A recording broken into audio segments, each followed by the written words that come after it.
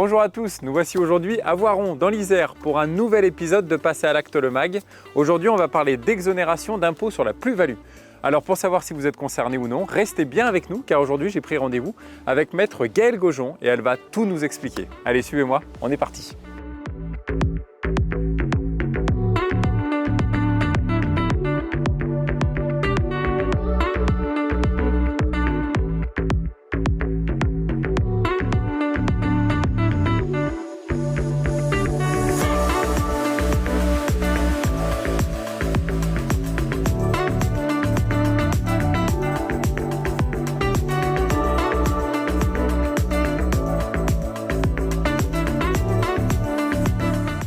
Salut Gaëlle. Salut Alex. Ça va? Ça va et toi? Bah ouais, je suis content de te retrouver ici à Voiron. Moi aussi. Alors c'est une ville que je connais un petit peu, plus le centre-ville. En tout cas, ce jardin, je ne le connaissais pas du tout. Bah là, tu es au jardin de ville.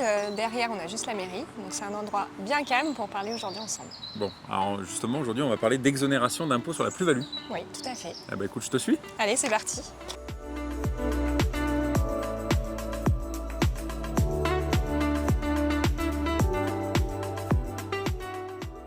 Alors Gaëlle, quand on parle d'exonération d'impôt sur la plus-value, moi il y a un truc qui nous vient forcément rapidement en tête, c'est plutôt sur la résidence principale. Oui, tout à fait. C'est le cas d'exonération le plus fréquent qu'on rencontre.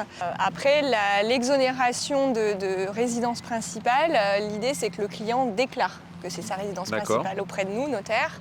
Okay. C'est pas à nous effectivement d'aller vérifier s'il réside effectivement dans le logement. D'accord. Voilà. Après, donc là, il faut des factures, il faut des choses comme ça pour le. Voilà, c'est-à-dire que nous, on alerte le client en lui disant bah, c'est vous qui le déclarez. D'accord. Donc s'il y avait un éventuel contrôle, c'est pour vous. Voilà, c'est ça, tout à fait. À vous de le justifier par des factures de consommation d'électricité, d'eau, voilà. Okay. Il n'y a plus du tout de délai minimum pour vivre dans le bien. C'est l'administration qui jugera si effectivement c'est sa résidence principale. Ok. Très bien. Alors donc on est obligé donc, de déclarer aussi sa résidence principale et tous ses autres biens au moment où on fait notre déclaration d'impôt. Et on est obligé aussi de donner le nombre d'habitants, d'occupants en tout cas sur ces biens immobiliers. Oui, alors ça c'est une nouveauté depuis cette année 2023. On a l'obligation de déclarer en fait ces biens immobiliers. D'accord. Donc sur son espace impôt.gouv, on a un onglet Gérer mes biens immobiliers. Et là apparaît les biens immobiliers dont on est propriétaire. D'accord. Et là effectivement, on doit déclarer si c'est une résidence principale, une résidence secondaire ou si c'est un bien qui est en location. D'accord. Voilà. Et si c'est un bien en location, effectivement, là, il faut déclarer à la location et les locataires. Okay, mais ça n'a rien à voir avec l'exonération de plus-value. Tout à fait. Très bien.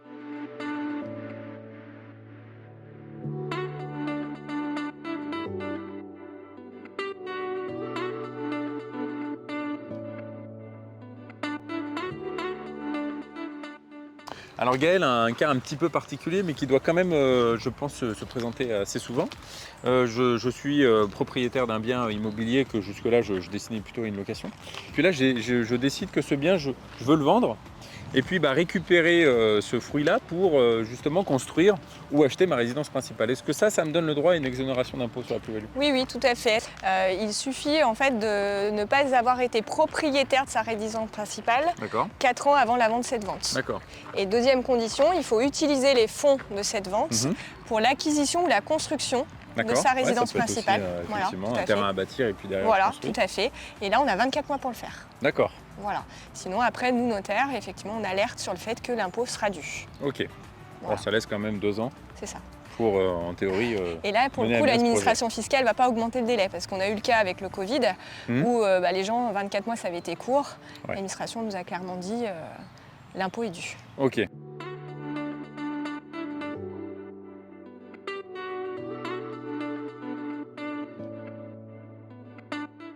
Alors Gaëlle, il y a quelques semaines, on a diffusé un épisode entier sur le calcul de l'impôt sur la plus-value. Mais je crois que c'est quand même important de rappeler au moins la mécanique, c'est-à-dire qu'en fonction du nombre d'années de détention de son bien immobilier, quel qu'il soit, on a un abattement ou on a en tout cas une exonération qui est évolutive. Tout à fait. On est complètement exonéré de plus-value au bout de 30 ans. Alors l'impôt de plus-value, il est divisé en deux. Il y a l'impôt sur le revenu et les prélèvements sociaux. Donc on n'a plus d'impôt sur le revenu au bout de 22 ans. D'accord. Par contre, on a les prélèvements sociaux jusqu'à 30 ans. Cette partie-là. Tout à fait. Et puis avant 22 ans, comment ça se passe? Alors avant 22 ans, donc le taux il est dégressif en fonction du nombre d'années de détention.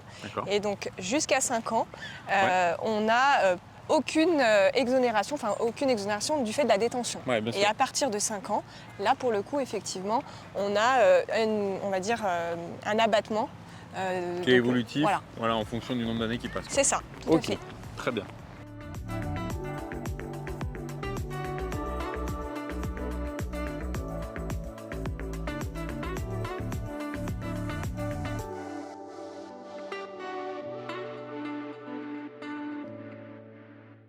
Bon Gaëlle, merci beaucoup. Merci à toi Alex. On a parlé de l'exonération d'impôt sur la plus-value. Alors il y a pas mal de situations différentes. Et le mieux c'est quand même d'aller voir son notaire pour faire le point. Alors il ne faut pas hésiter à ouvrir la porte des notaires. Bon, super. Écoute, il ne nous reste plus qu'à prendre rendez-vous. En attendant, on va aller goûter la chartreuse parce qu'on est quand même à Voiron. C'est une évidence. C'est le pays de la chartreuse. Tout à fait. Bon, on leur dit au revoir juste avant? Pas de problème. Quant à nous, on se dit à bientôt pour un prochain épisode de Passe à l'acte le mag. Et puis vous avez cet épisode et plein d'autres, notamment celui sur le calcul de l'impôt sur la plus-value sur le site passealacte.com. Allez, ciao.